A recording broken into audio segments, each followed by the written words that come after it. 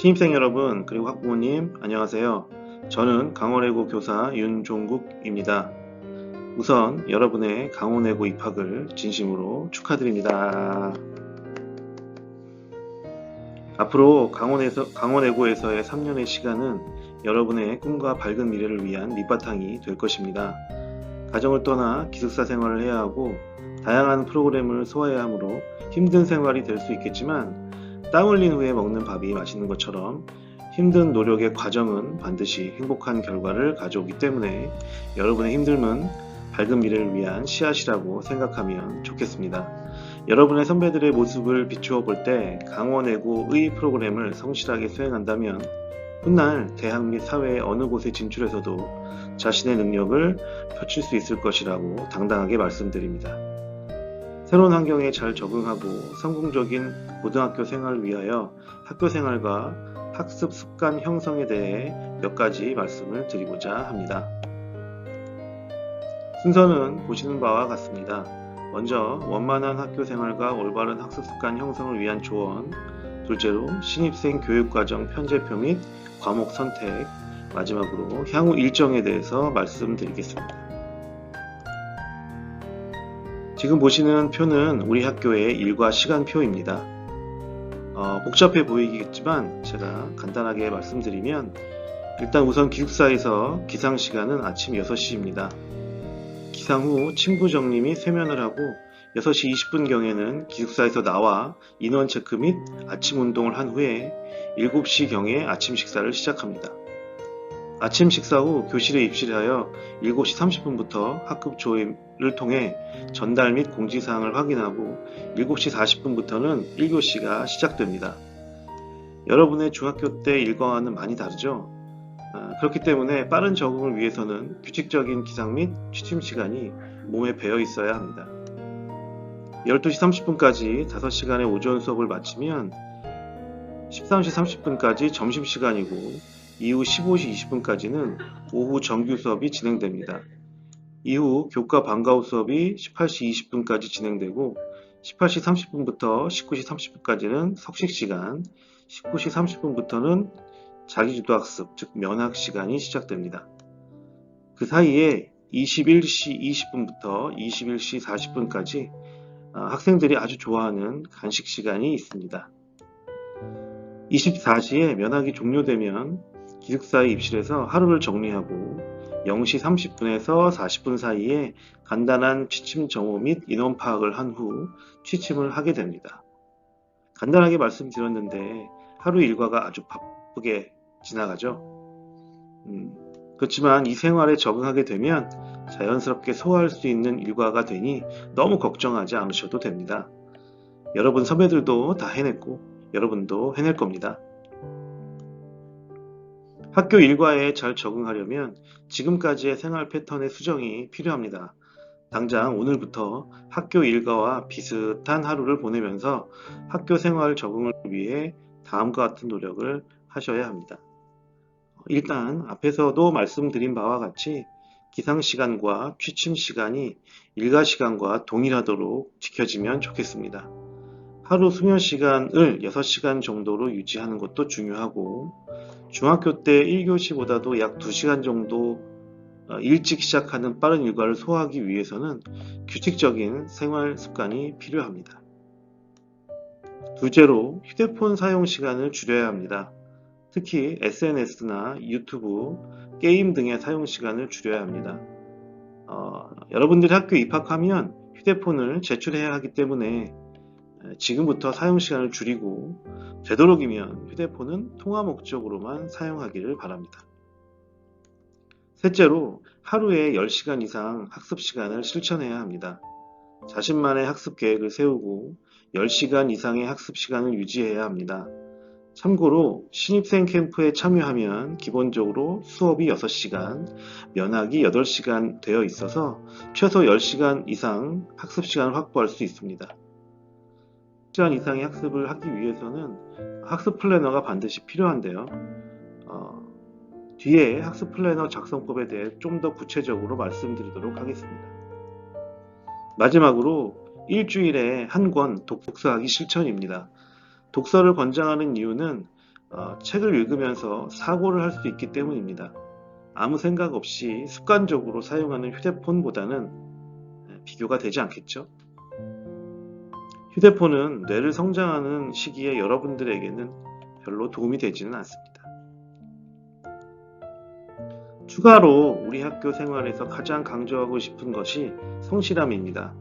열심히 최선을 다하겠다라는 말은 이제 필요 없습니다. 열심히와 최선은 보이지도 측정되지도 않기 때문이죠.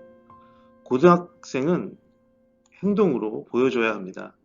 성실함을 바탕으로 꾸준하게 학습량을 늘려간다면 분명 결과는 따라옵니다. 지금 보시는 표는 여러분의 선배 중 A 학생과 B 학생의 근태 상황과 3월 및 9월 모의고사 국어 수학 100분위 점수 변화입니다. 물론 보여지는 사항이 해당 학생의 전부를 평가하는 내용은 아니지만 규칙을 지키고 있는 모습과 면학 태도 등에서 성실한 학생이 결국 시간이 지날수록 학업적인 면에서도 좋은 결과를 얻을 수 있다는 것을 확인할 수 있습니다. 올바른 학습 습관 형성을 하고 성실함을 유지하기 위해서는 학습 플래너 작성과 실천이 매우 중요합니다. 학습 플래너는 학습 목표 달성을 위한 필수적 도구입니다. 목표가 있어야 계획이 있고, 계획이 있어야 실천을 하고, 실천을 해야 결과가 따라오는 법입니다. 그러한 의미에서 플래너 작성은 매우 중요합니다. 작성 요령에 대해서 조언을 하자면, 일단 명확한 목표를 설정해야 합니다. 구체적인 확인 및 측정이 가능해야 하며 달성 가능한 목표를 설정해야 합니다. 그리고 본인이 실천할 수 있는 적절한 학습 시간을 설정하고 학습 시간과 휴식 시간을 구분해야 합니다. 대체로 한 100분에서 120분 정도 학습을 하면 한 15분에서 20분 정도 휴식하는 것이 좋습니다. 과목별 학습 시간을 유연하게 분배한 후에 주간 및 일일 학습 계획을 세우는데 학습 계획을 설정할 때에는 학습 시간 설정으로만 그치는 게 아니라 학습의 양을 설정합니다. 예를 들자면 수학 2시간 공부라는 목표가 아니라 수학 교재 몇 쪽부터 몇 쪽까지 15문제 풀이와 같은 식으로 설정해야 합니다. 그래야만 학습량의 목표 달성의 측정이 가능하기 때문입니다. 마지막으로 반드시 1일 계획을 달성했는지에 대한 점검을 하고 피드백을 해야 합니다.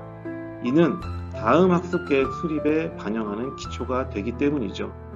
혹시 하루의 학습량을 완료하지 못했다면 부족한 학습은 다음 날로 미루지 말고 그 주 주말에 보충 학습 시간을 마련하여 일주일 동안 부족했던 학습을 보충하도록 하는 것이 좋습니다.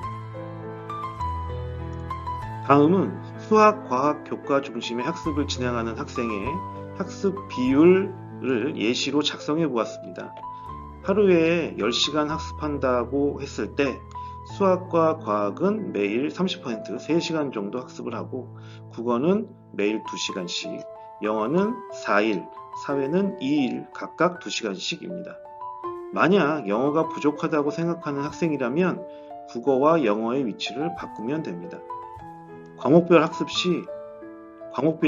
시간을 설정한 이후에 세부적인 시간에 해당하는 학습량을 설정하는 것이 플래너 작성입니다.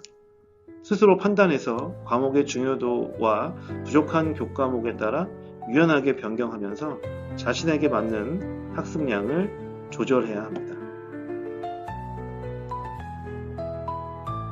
보시는 것은 현재 강원외고 1학년 학생 중 학습 계획을 작성해서 실천하고 있는 플래너입니다. 과목별로 어떤 내용을 공부해야 하는지, 어느 정도 공부해야 하는지 설정되어 있고 달성 정도를 자신만의 표시를 하여 피드백을 하고 있습니다. 참고로 제일 오른쪽에 있는 그림은 일주일간 학습의 정도를 정리하고 주간 목표의 달성 정도를 확인할 수 있게 하는 작성 예시입니다. 이렇게 한 주 한 주 작성해서 실천이 쌓이다 보면 아마 여러분의 실력은 향상될 것이라고 확신합니다. 다음은 교육과정 편제와 과목 선택에 대해서 안내해 드리겠습니다. 보시는 표는 여러분이 실제 1학년 1학기, 2학기 때 배워야 할 교육과정 교과목 편제입니다. 학교 지정 공통과목 이외에 여러분이 선택해야 하는 과목이 있는데요. 제일 아래에 있는 1학기에 중국어, 일본어, 그리고 2학기에 물리학, 화학, 중국어회화, 일본어회화 이렇습니다.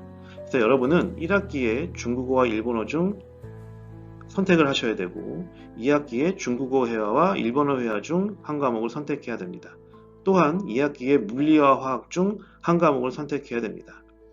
여기서 중요한 것은 1학기에 만약에 중국어를 선택했다면 2학기 때는 중국어 회화를 선택해야 합니다.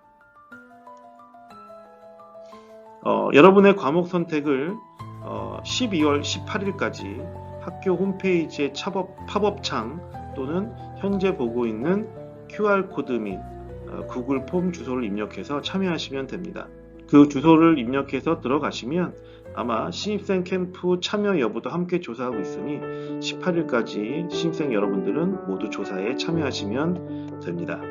지금 보시는 표는 여러분들의 2학년, 3학년의 교육과정 편제표입니다.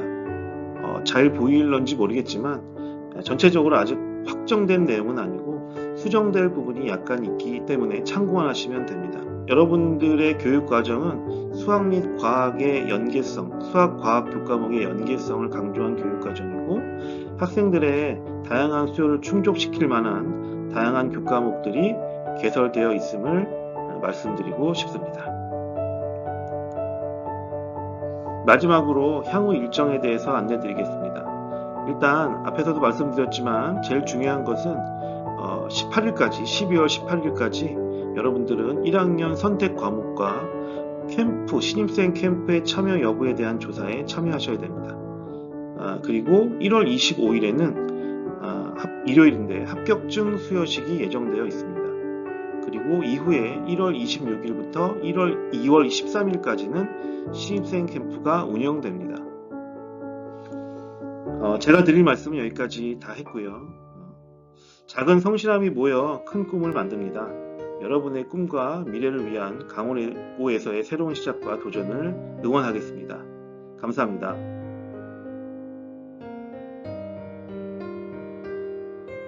안녕하세요. 강원 외국어고등학교 국어교사 최재호입니다. 현 시점부터 입학 전까지 여러분들께서 하셔야 할 국어학습 안내해 드리겠습니다. 여러분들의 입학 전까지의 국어 공부는 다음과 같은 세 가지 목적 아래 이루어져야 합니다. 중학교 과정 복습, 그리고 고등학교 학력평가, 문제 유형 익히기, 그리고 읽기 활동을 통한 독해력 향상. 이 목적을 달성하기 위해 교재를 6권을 골랐습니다. 전부 다 EBS 필독 중학국어 교재입니다. 문법 1권, 문학 2권, 비문학 독해 총 3권으로 이루어져 있고요. 이 6권이나 되는 책을 입학 전까지 2달여의 시간 동안 다 공부한다는 건 결코 쉽지 않은 일이지만 이 6권을 모두 다 공부하고 입학을 한다면 여러분들의 입학 후의 국어 실력은 지금보다 많이 향상되어 있을 것이라고 확신합니다. 여러분들이 학습할 수 있는 시기를 총 3차로 나눠봤습니다. 현 시점부터 비정캠프 전까지 시기를 1차, 그리고 비정캠프 기간을 2차, 그리고 비정캠프 이후 입학 전까지 시기를 3차라고 칭하겠습니다. 1차, 2차, 3차의 기간 동안 여러분들이 봐줘야 할 책이 다른데요. 1차 동안에는 EBS 필독 문학 2권, 비문학 1권 이 2권의 공부를 해주시고 캠프 기간 동안에는 캠프에 참가한 학생들은 문학 1, 비문학 2 이 2권의 수업을 학교 교사들과 함께 수업하게 되겠습니다. 캠프 이후에는 비문학 3, 이 한 권의 책을 개별 학습해 주시면 됩니다. 캠프에 참가하지 않는 학생들은 이 캠프 기간 동안에 문학 1과 비문학 2를 개별 학습해 주시면 됩니다. 그리고 문법은 지금 모든 차시에 똑같이 다 적어놨는데요. 문법은 이제 여러분들의 학습 실력에 따라서 공부 실력에 따라서 달라지긴 하겠지만 1차 시에 끝낼 수도 있고 3차 시까지 쭉 해줘야 할 수도 있겠습니다. EBS 필독국어 문법 교재를 보면은 이미 여러분들께서 중학교 때 배웠던 내용들, 개념이 이렇게 정리되어 있고요. 문제가 이렇게 나와 있습니다. 그래서 이 개념 학습을 충실히 복습 차원에서 해주시고 문제를 풀어보시면 됩니다. 이 공부가 이제 중학교 때 문법 공부를 많이 한 친구들이라면은 조금 쉬운 내용일 수도 있기에 그런 친구들은 1차의 기간 동안에 끝내도 좋지만 이 내용이 좀 어려워서 시간이 많이 걸린다면은 3차까지 입학 전까지 해주시면 됩니다. 비문학 독해 이 교재는 이제 긴 제시문이 있고요. 어휘를 확인하는 부분이 있고 내용을 요약하고 분석하는 구간 그리고 문제 이렇게 이루어져 있습니다. 제시문을 읽고 이제 지문을 분석하고 제시문을 분석하고 문제를 푸는 이건 고등학교 3년 기간 동안에 반복적으로 여러분들이 하게 될 학습 방법인데요. 거기에 앞서서 어휘를 확인하는 시간을 이제 매 시간마다 매 제시문을 풀 때마다 이제 해주시길 바랍니다. 어휘가 국어 제시문을 읽는 기본이 되는 겁니다. 그리고 제시문을 읽고 내용을 파악하고 내용을 요약 분석해 본 다음에 문제를 푸는 이 모든 과정은 3년간 여러분들이 반복적으로 해 주어야 할 학습 방법이기에 이 시기 동안에 여러분들께서 이런 학습 방법에 익숙해지도록 하면 좋습니다.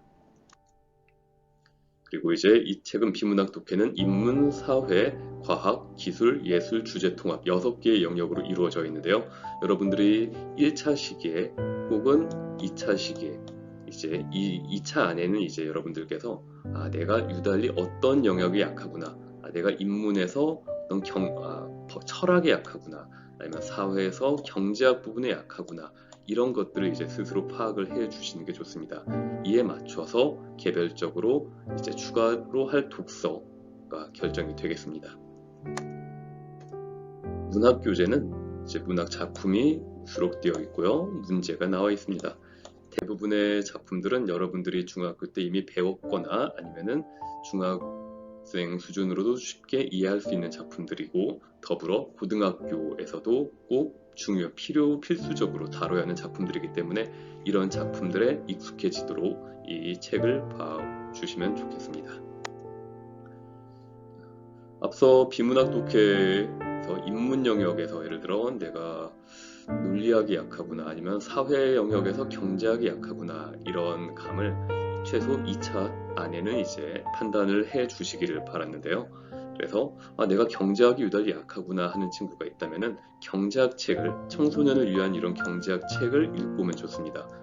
이 청소년을 위한 처음 경제학이 경제학 에세이보다는 조금 더 쉽기 때문에 일단 경제학이 어려운 친구들에게는 이 청소년을 위한 처음 경제학 이 책을 추천합니다. 그리고 난 경제학은 좀 할만했다, 오히려 철학이 어려웠다 한다면은 이런 둘 중에 한 권의 책을 골라서 읽으면 좋습니다. 아니면 둘 다 쉽다, 그럼 난 논리학이나 법학이 어렵다 하면은 이 둘 중에 한 권의 책을 또 읽으면 좋고요. 이렇게 총 4권의 책을 비문학 독해 관련해서 여러분들에게 추천하는데요. 이 중에 한 권 정도는 꼭 골라서 읽기를 권장합니다. 문학 독서는 고전소설, 장편 고전소설을 추천합니다. 현대소설은 장편은 수능에 거의 나오지 않는 추세이고요. 고전소설 단편이나 현대소설 단편은 입학 후 수업 시간에 충분히 전문을 보면서 다룰 수가 있습니다. 하지만 장편 고전소설은 수업 시간에 다루기가 쉽지 않고 여러분들이 입학 후에는 독서 시간이 그리 많이 확보되지 않기 때문에 지금 입학 전까지의 시기 동안에 이런 책들을 읽어보면 좋습니다. 이 3권을 다 읽고 온다면 참 좋겠지만 다른 과목 공부할 것도 많기 때문에 이 셋 중에 최소 한 권의 책을 읽어오기를 바랍니다. 비문학 독해 중에 경제학, 논리학, 철학, 법학 이런 책 중에 한 권, 그리고 고전소설 장편 중에서도 한 권, 이렇게 총 2권의 책을 읽어오면 좋겠습니다. 이렇게 중학교 과정 복습하고 6권의 문제집을 풀면서 고등학교 학력평가 유형의 문제에 익숙해지고 그리고 무엇보다도 국어 학습의 기본은 읽기, 이해하기이기 때문에 여러분들의 이해력을 높일 수 있는 이런 책들 최소 2권의 책을 읽어와 주시기를 바라겠습니다. 이상입니다. 입학 후에 뵙겠습니다.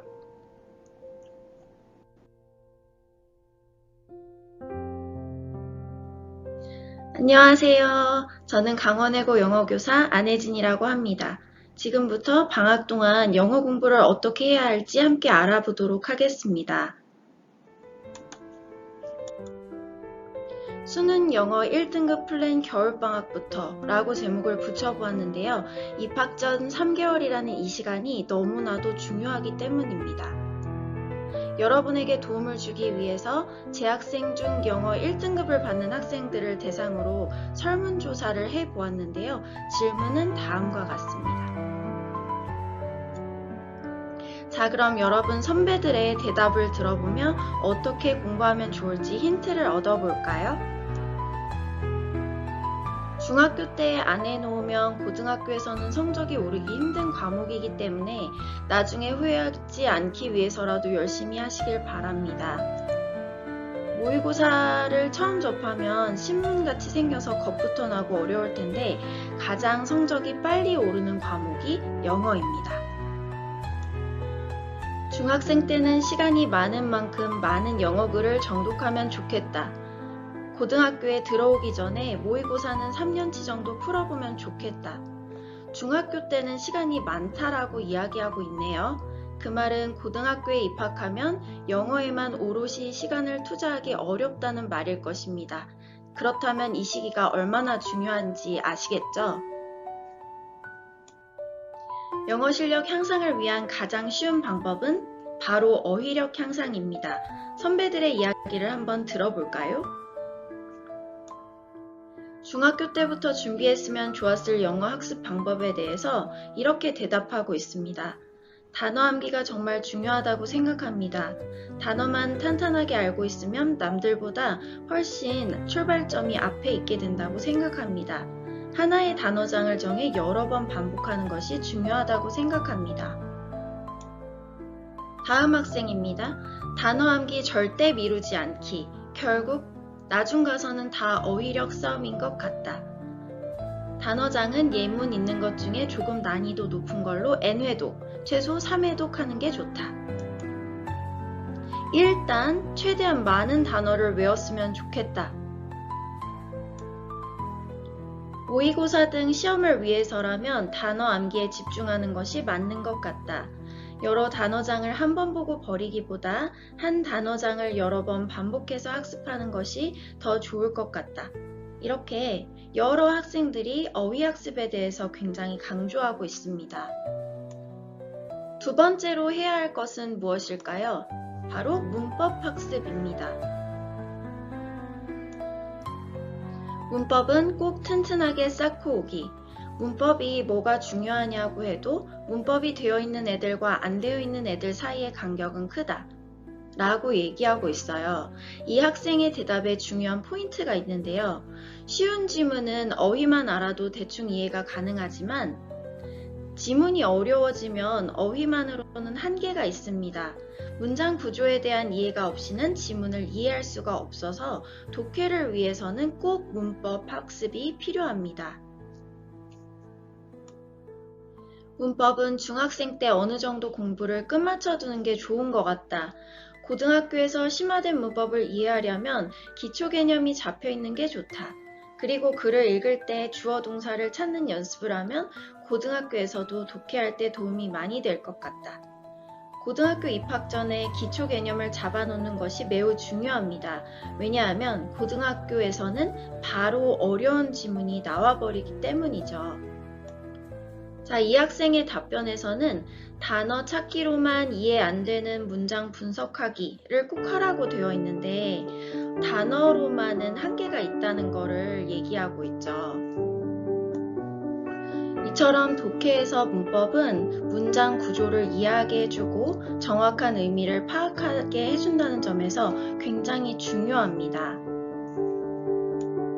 그렇다면 방학 때 어느 정도까지 공부해야 하는 걸까? 궁금하시죠? 자, 우리 목표를 정해볼까요? 고1, 3월 모의고사를 준비한다 라는 마음 자세로 준비해봅시다. 제가 책을 몇 권 추천해 드릴 텐데요. 어휘책 1권, 독해책 2권, 문법책 2권, 그리고 영어 원서 소설 1권 이렇게 추천해 드릴 거예요. 어휘책은 제가 이걸 선정하긴 했지만 시중에 좋은 책이 많이 나와 있어요. 그래서 어떤 걸 고르셔도 상관없습니다. 공부 방법을 알려드릴게요. 어휘책을 선택하셨으면 어휘를 암기하고 그 어휘가 예문에서 어떻게 쓰이는지 확인해보고 그리고 테스트하는 구조로 학습하시면 기억에 가장 잘 남습니다. 이 책은 총 30일 분량으로 구성되어 있어요. 그래서 방학 동안 2번 공부해 오세요. 문법 책은 다음 2권을 선정해 보았는데요. 문법을 공식처럼 학습하면 이해하기가 매우 힘든데 이 책은 구문을 통해 자연스럽게 문법을 학습할 수 있도록 설계가 되어 있더라고요. 그래서 이 책을 공부해 오시면 됩니다. 총 101개의 유닛으로 구성되어 있는데 하루에 2개의 유닛씩 공부하면 방학 동안 끝낼 수 있는 분량입니다. 이 2책은 실전 모의고사 책이에요. 그래서 3월 모의고사를 실전 문제를 통해서 대비할 수 있을 것 같습니다. 12개의 미니 모의고사 그리고 2회의 실전 모의고사가 수록되어 있고요. 방학 동안 하루에 1개씩 하시면 되겠습니다. 공부를 할 때 주어진 시간 동안 문제를 풀어보고 답지를 보고 답을 맞춰보고 끝났다 이게 아니라 꼼꼼하게 답지를 보면서 해석해보고 몰랐던 단어를 정리하고 구문을 정리해보고 이런 식으로 공부하시면 됩니다. 마지막으로 여력이 된다면 영어 소설 원더를 읽어볼 걸 추천드립니다. 이 책은 내용도 재밌을 뿐만 아니라 문장 수준도 그렇게 어렵지 않아서 읽기에 재미를 붙이는 데 도움이 될 거라 생각합니다. 입학 전까지 대략 60일 정도 남았는데 어휘책, 문법책, 독해책, 그리고 영어 소설까지 이런 식으로 준비를 해주시면 되겠고요. 여러분 함께 공부할 날을 기다리겠습니다. 안녕!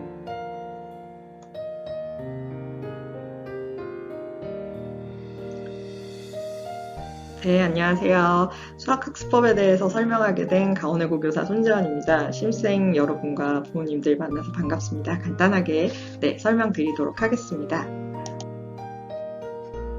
네, 고등학교 수학은 중학교 수학에서 이제 연장된 개념이라고 보시면 됩니다. 그래서 중학교 때 배웠던 함수라든지 도형, 그리고 뭐 다항식 이런 개념이 고등학교에도 이제 계속 이어지는 이런 상황이기 때문에 중학교에서 배웠던 수학 개념을 다시 점검하는 게 꼭 필요합니다. 그래서 점검을 하고 올라와야지만이 고등학교 때 새로운 내용을 배웠을 때 흔들림 없이 학습할 수 있기 때문에 중학교 수학 개념을 다시 점검하는 일이 꼭 필요하고요. 그걸 통해서 고등학교 수학을 공부하기 위한 기초를 다질 수 있다라고 보실 수 있습니다. 그리고 고등학교 수학이랑 중학교 수학에 이제 연관되는 부분이 아까도 말씀드렸듯이 많기 때문에 그런 부분을 잘 살펴보시면 좋을 것 같고요. 그리고 저희의 교육과정, 수학과의 교육과정을 말씀드리면 공통수학 1과 공통수학 2가 1학년 1학기에 한 학기에 동시에 진행됩니다. 그래서 이 부분이 좀 부담스러우실 수 있는 부분일 수 있는데요. 그래서 지금 기간을 통해서 좀 여기에 대한 이렇게 수학의 학습량이 이제 많이 늘어나는 거에 대한 대비를 하시고 오셨으면 좋겠습니다. 다음으로는 이제 간단하게 이제 교재 예시로 해서 안내를 드리겠습니다. 그래서 저희가 3월에 첫 모의고사를 보는데 그 모의고사는 이제 중학교 내용이 이제 기반이 되는 이런 거기 때문에 그래서 그 모의고사에 대한 준비를 좀 겨울방학 동안 미리 하기를 권장드리고요. 이런 시중에 나와 있는 책을 구입하셔도 되고 그리고 EBSI라는 그 고등학생용 EBS 사이트가 있습니다. 거기 가시면 이렇게 학년을 선택할 수 있고요. 모의고사에 가시면은 학년별로 월별 모의고사 문제를 다운받으실 수 있고 뭐 출력도 하시고 풀어볼 수도 있습니다. 문제만 있는 게 아니라 해설도 있고 해설 강의도 있고 그래서 다양한 콘텐츠들이 있으니까 꼭 굳이 시중에 있는 교재를 사용하지 않으셔도 충분히 저 사이트에서 학습하실 수 있으니까 이건 뭐 취향껏 문제집을 직접 구입을 하셔도 되고 EBSI 사이트를 이용하셔도 되고 이건 선택하시면 되고요.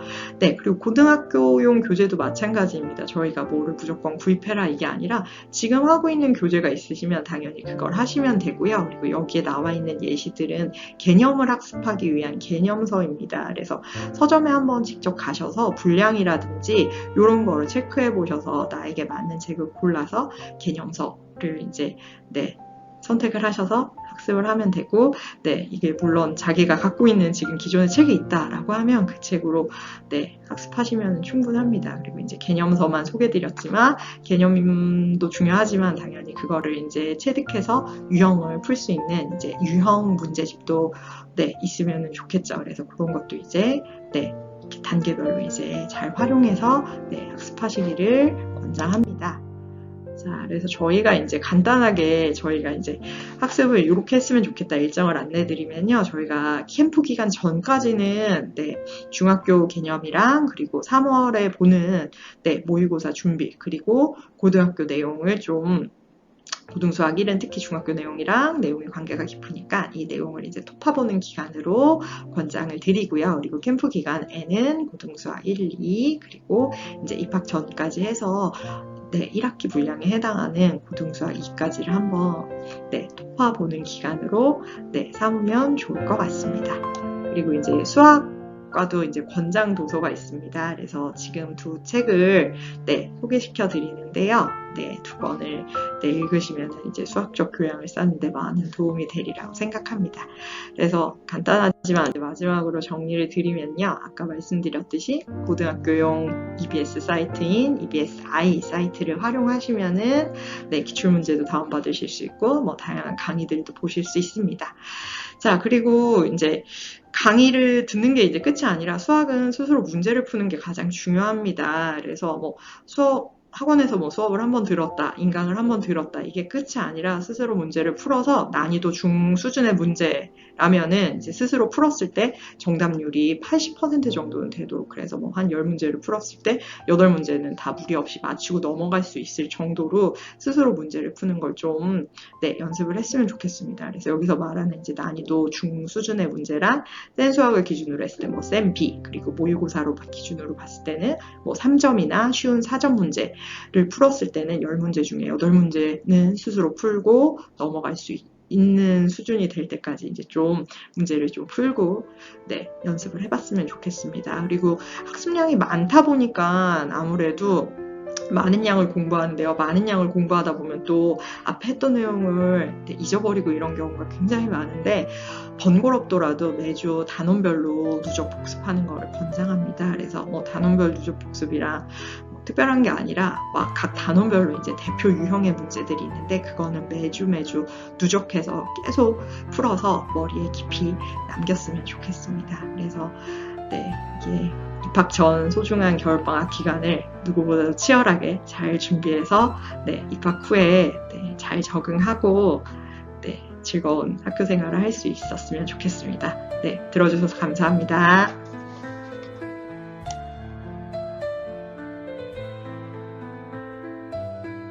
안녕하세요. 2026학년도 강원외고 신입생 여러분 반갑습니다. 저는 현재 통합사회를 맡고 있는 송희이고요. 여러분이 겨울방학 동안 중학교 사회를 활용해 고등학교 통합사회를 어떻게 준비하면 좋을지 알려드리려고 합니다. 그러면 사회 학습 안내 시작하겠습니다. 먼저 학습 목적인데요. 우리는 겨울방학에 고등학교 통합사회가 아닌 중학교 사회를 복습할 거예요. 중학교 사회 내용이 통합사회와 깊게 연결이 되어 있기 때문에 첫 번째로 중학교 과정을 열심히 복습하기 위함이고 이 과정을 통해서 통합사회 1과 2 학습의 기초를 다져볼 겁니다. 다양한 문제풀이로 사회적 사고력인 문제 읽기, 문제 해석, 자료 분석 등 사고력을 증진시키기 위함의 목적을 두고 있습니다. 다음은 교재 안내인데요. 우리는 완자 중학사회 1과 2를 진행할 건데 여러분들은 사회를 2015 개정 교육과정으로 배워서 여기 2022 개정 교육과정을 보고 놀랄 수도 있지만 바뀐 부분에 대해서 선생님이 뒤에서 간단하게 소개를 해주니 놀라지 않으셔도 됩니다.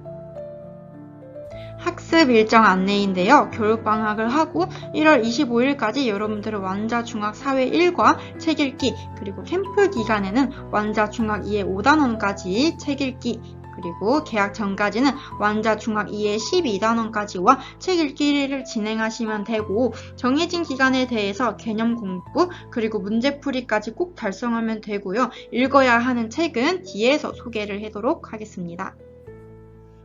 자, 그럼 학습법 1부터 시작하겠습니다. 교재의 구성과 특징은 이러하고 목차도 다음과 같습니다.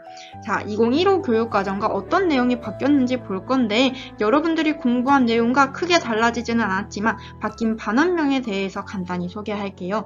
여러분 여기 2단원과 6단원까지 여러분들은 각 세계의 기후, 지역생활, 산지나 문화 중에서도 종교에 대해서 학습을 했을 것인데, 이 내용이 없어진 것들이 아니라 여기 대륙별로 하나씩 들어와 있다라고 생각을 하시면 되고요.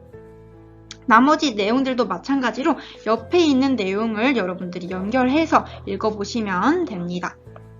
그러면 우리 중학교 사회와 통합사회 1이 어떤 연계점을 가졌는지 간단하게 설명을 할 건데, 우선 통합사회는 역사, 윤리, 사회문화, 지리, 경제 등의 내용을 통합적으로 학습하는 교과입니다.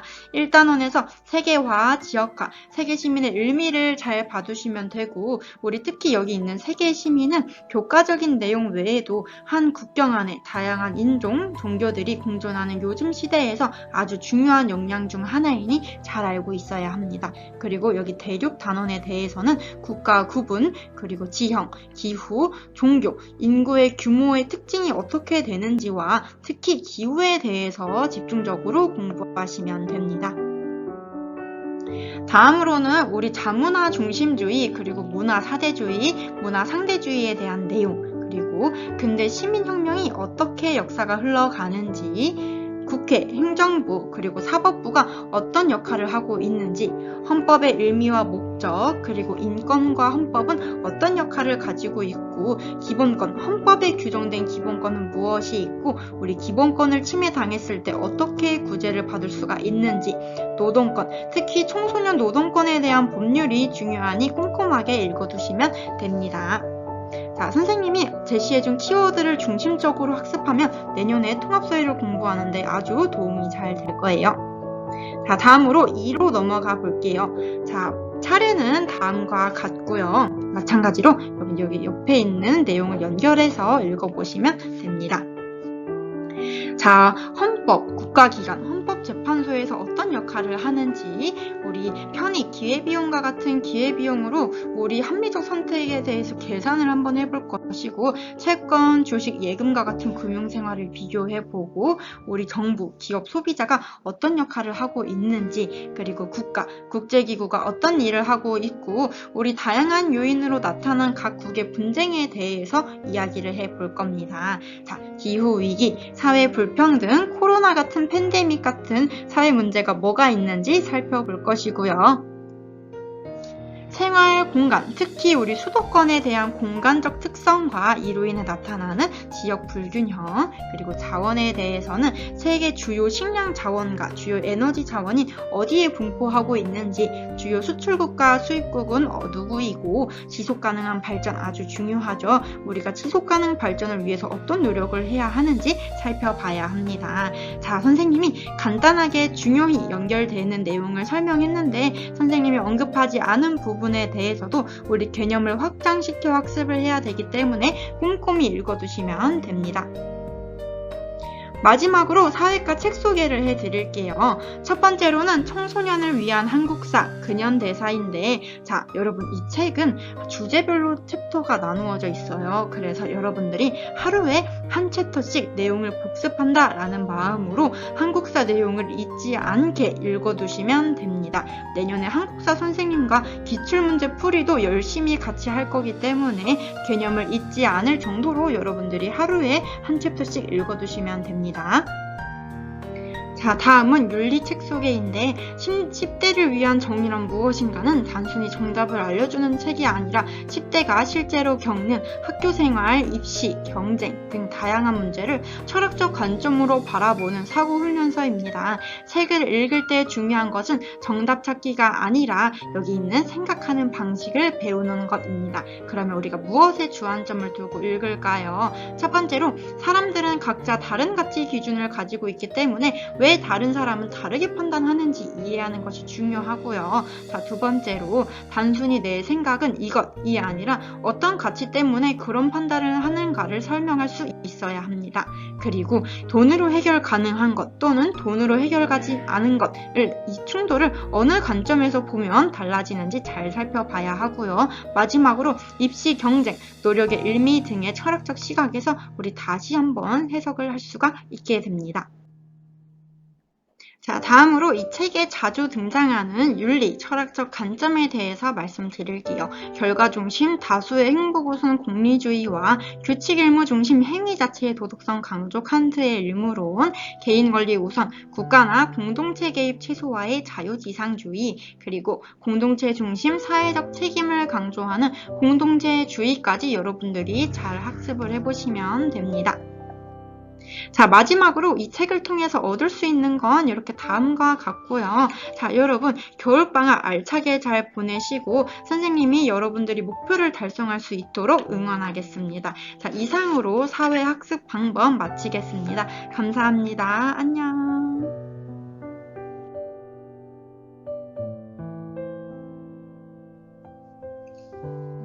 네, 안녕하세요. 강원외고 오심을 진심으로 축하드립니다. 저는 지금 과학을 담당하고 있는 강원외고 교사 권광욱입니다. 네, 신입생 대상 입학전 학습 안내를 드리고자 이렇게 영상으로 먼저 맞이하게 되었습니다. 네, 간단하게 소개를 진행하도록 하겠습니다. 예, 일단은 과학과에서의 학습 목적은요, 중학교 과정을 복습하고 통합과학 1, 통합과학 2 학습의 기초를 다지는 데 있고요. 그리고 문제풀이로 좀 사고력을 증진하는 데 있습니다. 예, 교재입니다. 교재는 이제 뭐 따로 있는 것은 아니고요. 저희가 이제 활동지를 이제 별도 첨부해서 그 활동지를 풀어 오시거나 이제 학습을 하시면 되겠습니다. 활동지가 어디 있냐면요. 여기 강원외국어 고등학교 홈페이지에 들어가시면 학생 활동 항목에서 학생 자료실에 들어가셔가지고 파일을 다운받으셔서 학습하시면 되시겠다라고 말씀을 드릴 수 있겠습니다. 좌측에 보시면 지금 과학 총정리해서 요 직관의 변화라는 이제 단원 요 샘플로 갖고 왔는데요. 요 단원에서의 핵심 개념이 이런 식으로 이렇게 단어 키워드가 존재합니다. 요 단어들을 보고요. 학생들이 가지고 있는 저기 과학 교재나 교과서들을 찾아서 본인만의 언어로, 본인만의 언어라고 하면 마인드맵, 수영도 혹은 설명하기 다양한 방식들이 있을 텐데요. 본인만의 언어로 여기에다가 이렇게 표시를 하시면 되겠습니다. 즉 작성을 하셔가지고 다시 한번 복습하는 시간을 가지시면 되겠고요. 그 다음 이제 문제가 이렇게 제시되어 있습니다. 1번, 2번, 3번, 4번 문제가 제시되어 있는데 그냥 문제를 1번에 몇 번이다 이 정도로 푸시는 게 아니라 이 제시된 문제들을 보고 이것이 중학교 몇 학년 때 배웠던 거지 어떤 개념이 들어간 것까지 탐구하셔가지고 문제를 이제 곱씹어 보는 형태로 푸시는 것을 추천드립니다. 네, 이렇게 해서 한 30차시 정도가 구성이 되어 있고요. 그래서 12월부터 1월 25일까지는 이제 1차시에서 15차시 이제 보시면 되겠고, 그리고 캠프 기간 동안은 이제 16차시에서 22차시를 보시면 되겠고, 그리고 개념 학습으로는 22차시에서 한 30차시 정도 이제 보시면 되겠습니다. 네, 중간에 책 읽기도 있는데요. 이거는 제가 자세하게 후에 설명을 드리겠습니다. 예, 헷갈리셔 하실까봐, 그리고 좀 효율적으로 하기 위해서 저희가 그 홈페이지에다가 이렇게 체크리스트를 이제 제공해 드릴 겁니다. 이 체크리스트를 작성하시면서 하시면 더 학습에 효율성이 있지 않을까 싶습니다. 이렇게 제공을 할 거고요. 요 커리큘럼에 맞게 딱 하셔도 좋겠지만, 학생 자신이 유리하게 생각하는 과목들이 있을 겁니다. 그러니까 좋아하는 과목들이 있을 거고요. 그러니까 여기서 말씀드리는 좋아하는 과목은 이제 물리 영역, 화학 영역, 생명과학 영역, 지구과학 영역을 말씀을 드린 거고요. 그 중에서 먼저 선호하는 과목 위주로 하셔도 무방하다라는 거 말씀을 드릴 수 있겠습니다. 저희가 이렇게 지금 중학교 내용을 복습하는 이유는 결국에는 고등학교 과학 내용을 더 원활하게 학습하기 위한 것에 있습니다. 더군다나 신입생 여러분들은 요 통합과학이라는 내용이 수능에 나오기 때문에 문과 이과 가릴 것 없이 수능에 나오기 때문에 더 중요하고요. 그러면 중학교 과학 내용 중에서 그 고등학교랑 연계되는 단원을 먼저 보는 것이 제일 효율적이라서 한번 제가 요거를 보여드릴 건데요. 예, 글씨가 좀 이게 제 글씨입니다. 이게 제 글씨인데 1호 계정 중학교 과학 목차를요. 각 과학 과목의 영역, 물리 영역, 화학 영역, 생명과학 영역, 지구과학 영역 이렇게 4가지로 나눠서 한번 모아봤습니다. 보시면 아시다시피 여러 단원들이 있고요. 이렇게 별표 친 거나 밑줄 친 부분이 있는데 이 별표 치고 밑줄 친 부분은 통합과학 1에서도 유용하게 써먹을 수 있는 내용들입니다.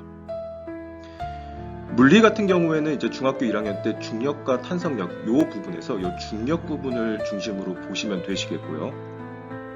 그리고 중학교 2학년 이 전기와 자기 부분은 사실상 전부 보셔야 고등학교 1학년 통합과학 전자기 유도 단원에서 손쉽게 좀 이해할 수 있음을 말씀드릴 수 있겠고요.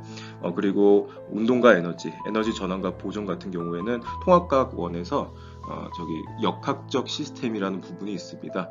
그 부분에 도움이 되기 때문에 반드시 필수적으로 학습을 해야 된다라는 걸 말씀을 드릴 수 있겠고요. 화학 같은 경우에는 경중이 없습니다. 전부 보셔야 됩니다. 요 중학교 1학년, 2학년, 3학년 화학 전부를 보시고 요걸 완벽하게 이해를 하고 계셔야 고등학교 통합과학 화학 영역에서 손쉽게 좀 이해할 수 있는데 도움을 받을 수 있다는 것을 한번 다시 강조 드릴 수 있고요. 특히 이 중에서도 요 물질의 구성, 중학교 2학년 물질의 구성, 물질의 특성, 그리고 열의 생활만큼은 잘 보셔야 되고요. 그리고 이제 산염기 반응에서도 요 화학 반응식이 계속 쓰입니다. 요 화학 반응식의 규칙에 대해서는 꼭 반드시 보셔야 고등학교 1학년 통합과학을 학습하는 데 있어서 더 원활하다라는 것을 말씀드릴 수 있겠습니다. 네, 그 다음 생명과학이고요. 생명과학이 직접적으로 연계되는 거는 요 중학교 1학년 때 배웠던 생물의 다양성 정도입니다. 그리고 이제 지구과학 쪽에서는 요 직권의 변화, 요 밑줄 친 부분들, 요것들을 좀 주의해서 보시면, 더 그 통합과학을 수학하는 데 있어서, 학습하는 데 있어서 더 유리할 수 있다라는 거 말씀드릴 수 있겠습니다. 그리고 이제 독서인데요. 이제 저희가 겨울방학 때 읽으시면 좋다라는 것 좀 말씀을 드릴 수 있겠고요. 요 사피엔스랑 이제 떨림과 울림 도서를 읽어보시면 되겠습니다. 사피엔스 같은 경우에는 왜 추천을 드리냐면요. 과학, 역사, 사회를 통합적으로 생각할 수 있는 힘을 이제 길러줄 수 있기 때문에 그렇고요. 떨림과 울림 도서는 사고의 폭을 넓혀주는 이제 교양서라고 말씀드릴 수 있겠습니다. 그러니까 교양 수준에서 다양한 사고력을 기를 수 있는 데는 이 책이 적합하다라고 저희가 이제 생각을 해서 이렇게 추천을 드린 거고요. 시간 되실 때 꼭 독서를 하시면 좋겠습니다. 강원외고 오심을 진심으로 다시 축하드리고요. 나중에 이제 저랑 같이 또 수업을 하게 되면 영광일 것 같습니다. 이상으로 학습법 마치겠습니다. 감사합니다.